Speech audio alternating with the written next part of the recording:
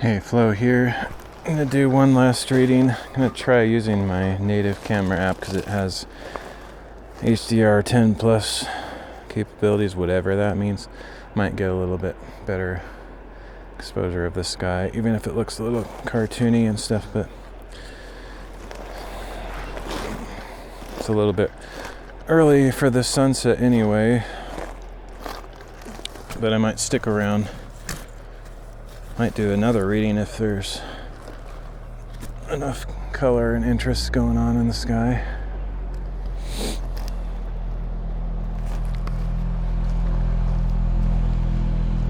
One thing I realized about that spot where I started out today, that I was talking about having a road down to it. The road is not wide enough for like a full-size vehicle, so only ATVs and dirt bikes and motorbike and mountain bikes would be able to get down there, and of course hikers and stuff. So that's probably why it's not quite as active as it should be, or could be otherwise.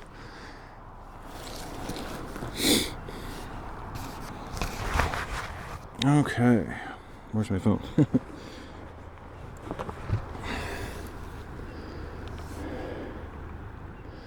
I used to always use my native camera app when recording these offline, upload later situations. But then there were certain times when it just felt like it was really over-exaggerating the colors and looked weird.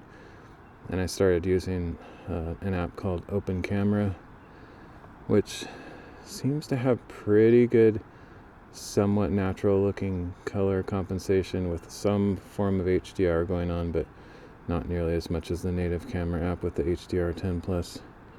Anyway, most of the time I'm happy with that, but when the sky and when I want to catch the sky with all the clouds and colors and other high contrast situations, this is kind of the only way I have to do it.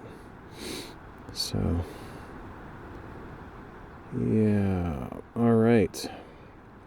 So for this probably last reading, unless I decide to do one more, we're going to read Zechariah 9 through 11 and Revelation 12. Pretty short, so might have time for even another one.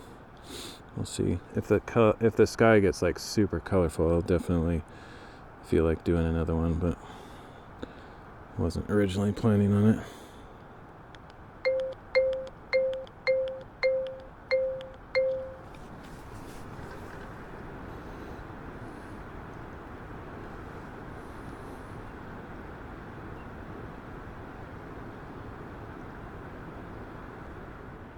Zechariah chapter 9. This is the burden of the word of the Lord against the land of Hadrach and Damascus, its resting place. For the eyes of men and of all the tribes of Israel are upon the Lord. And also against Hamath, which borders it, as well as Tyre and Sidon, though they are very shrewd. Tyre has built herself a fortress. She has heaped up silver like dust, and gold like the dirt of the streets. Behold, the Lord will impoverish her and cast her wealth into the sea, and she will be consumed by fire.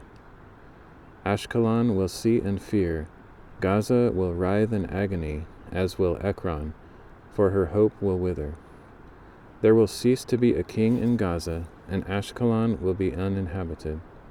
A mixed race will occupy Ashdod, and I will cut off the pride of the Philistines. I will remove the blood from their mouths and the abominations from between their teeth. Then they too will become a remnant for our God.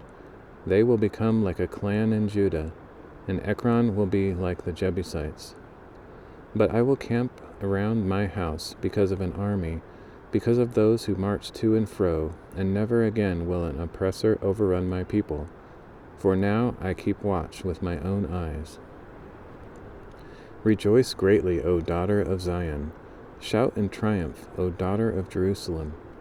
See, your king comes to you, righteous and victorious, humble and riding on a donkey, on a colt, the foal of a donkey. And I will cut off the chariot from Ephraim, and the horse from Jerusalem, and the bow of war will be broken. Then he will proclaim peace to the nations. His dominion will extend from sea to sea, and from the Euphrates to the ends of the earth. As for you, because of the blood of my covenant, I will release your prisoners from the waterless pit. Return to your stronghold, O prisoners of hope. Even today I declare that I will restore to you double. For I will bend Judah as my bow and fit it with Ephraim. I will rouse your sons, O Zion, against the sons of Greece. I will make you like the sword of a mighty man. Then the Lord will appear over them, and his arrow will go forth like lightning. The Lord God will sound the ram's horn and advance in the whirlwinds of the south. The Lord of hosts will shield them. They will destroy and conquer with sling stones. They will drink and roar as with wine. And they will be filled like sprinkling bowls, drenched like the corners of the altar. On that day the Lord their God will save them as the flock of his people. For like jewels in a crown they will sparkle over his land. How lovely they will be, and how beautiful! Grain will make the young men flourish, and new wine the young women.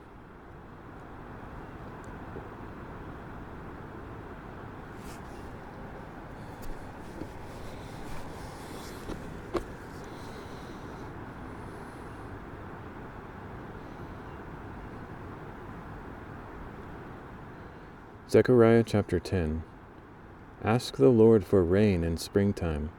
The Lord makes the storm clouds, and he will give everyone showers of rain and crops in the field. For idols speak deceit, and diviners see illusions. They tell false dreams and offer empty comfort. Therefore the people wander like sheep, oppressed for lack of a shepherd. My anger burns against the shepherds, and I will punish the leaders. For the Lord of hosts attends to his flock, the house of Judah. He will make them like his royal steed in battle. The cornerstone will come from Judah, the tent peg from him, as well as the battle bow and every ruler together. They will be like mighty men in battle, trampling the enemy in the mire of the streets. They will fight because the Lord is with them, and they will put the horsemen to shame. I will strengthen the house of Judah and save the house of Joseph. I will restore them because I have compassion on them, and they will be as though I had not rejected them. For I am the Lord their God, and I will answer them. Ephraim will be like a mighty man, and their hearts will be glad as with wine. Their children will see it and be joyful. Their hearts will rejoice in the Lord. I will whistle for them to gather, for I have redeemed them, and they will be as numerous as they once were. Though I sow them among the nations, they will remember me in distant lands. They and their children will live and return. I will bring them back from Egypt and gather them from Assyria. I will bring them to Gilead and Lebanon until no more room is found for them. They will pass through the sea of distress and strike the waves of the sea. All the depths of the Nile will dry up. The pride of Assyria will be brought down, and the scepter of Egypt will depart. I will strengthen them in the Lord, and in his name they will walk, declares the Lord.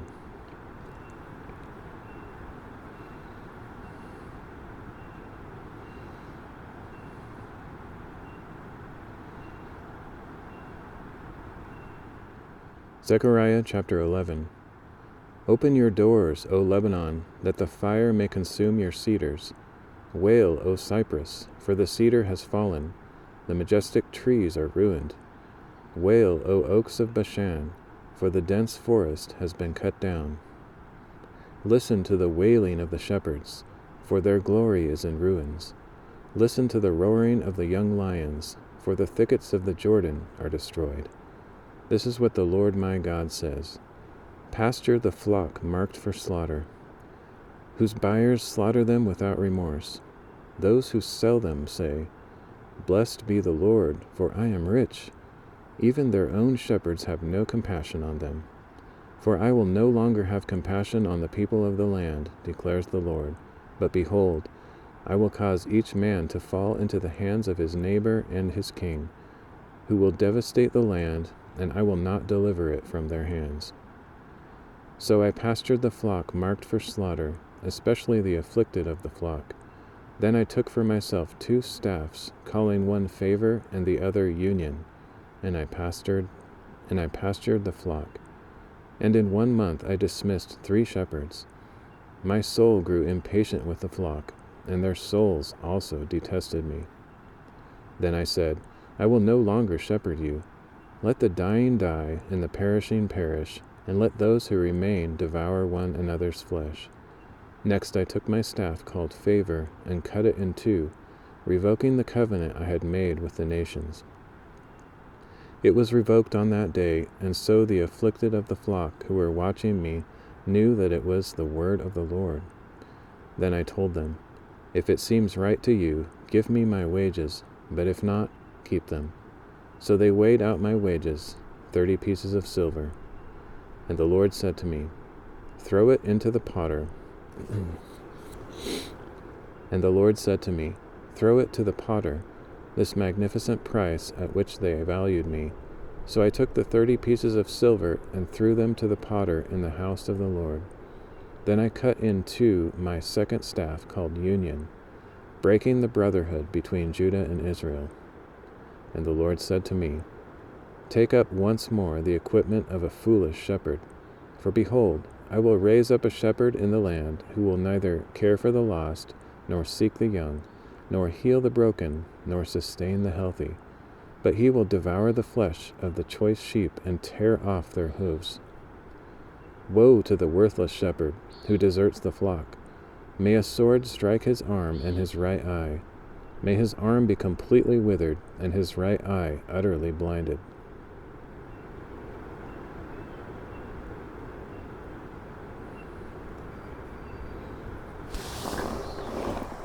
Yeah, looks like a nice bit of a sunset might happen there. It's a little bit framed in. It's hard to see all the clouds, but it might be interesting. Okay, one more chapter in this reading.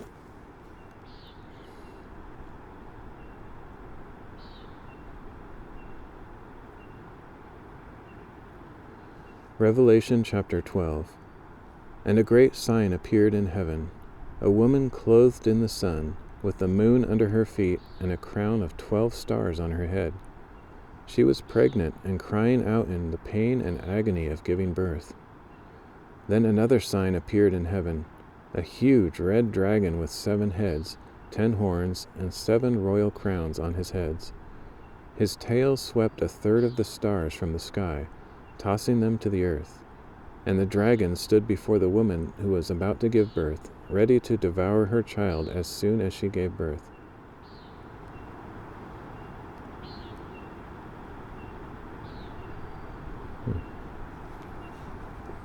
The app just froze.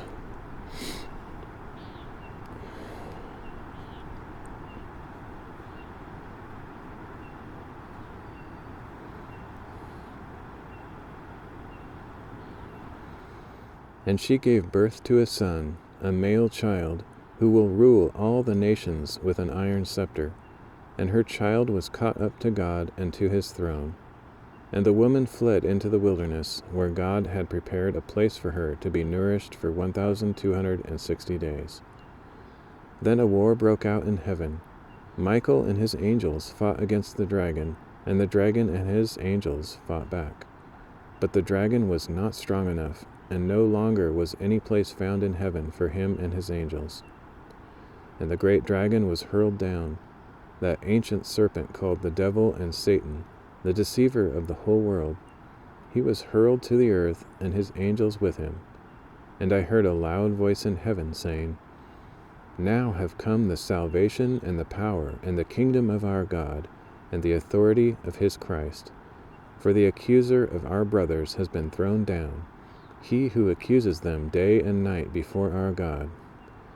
They have conquered him by the blood of the Lamb and by the word of their testimony, and they did not love their lives so as to shy away from death. Therefore rejoice, O heavens, and you who dwell in them. But woe to the earth and the sea. With great fury the devil has come down to you, knowing he has only a short time. And when the dragon saw that he had been thrown to the earth, he pursued the woman who had given birth to the male child. But the woman was given 2 wings of a great eagle to fly from the presence of the serpent to her place in the wilderness, where she was nourished for a time and times and half a time. Then from the mouth of the serpent spewed water like a river to overtake the woman and sweep her away in the torrent. But the earth helped the woman and opened its mouth to swallow up the river that had poured from the dragon's mouth. And the dragon was enraged at the woman and went to make war with the rest of her children, who keep the commandments of God and hold to the testimony of Jesus. And the dragon stood on the shore of the sea.